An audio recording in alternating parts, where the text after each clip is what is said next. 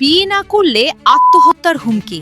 বিয়ে না করলে তো আমি মরবো, আমার জীবন নষ্ট করছে, আমি মরতাম না, আমি আর বাচ্চাতে কি করবো বিয়ে না করলে? সুনামগঞ্জের তাহিরপুরে বিয়ের দাবিতে প্রেমিকের বাড়িতে অনশন করছেন এক তরুণী। অভিযোগ উঠেছে, বিয়ের প্রলোভন দেখিয়ে শারীরিক সম্পর্ক শেষে মোবাইল ও টাকা নিয়ে পালিয়ে গেছেন প্রেমিক তাবির হোসেন। কেন বিয়ে করতাম? আমার সাথে সম্পর্ক আছে, তাই মিশা কথা কইলে হইব? কালকে সারাদিন আমার সাথে কাটাচ্ছি, বিয়ের সর গাড়ি থেকে উঠছি, তারপর মিশা কথা কইতে গেলে সম্পর্ক নাই।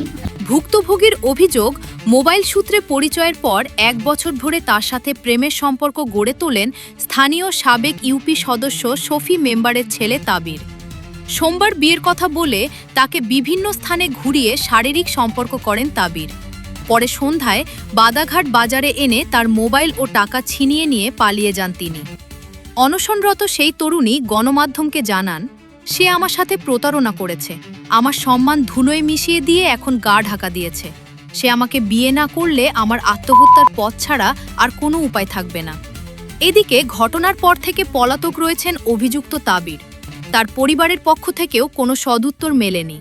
তবে তাহিরপুর থানার ওসি জানিয়েছেন, বিষয়টি পুলিশ অবগত রয়েছে এবং প্রয়োজনীয় আইনগত ব্যবস্থা নেওয়া হচ্ছে।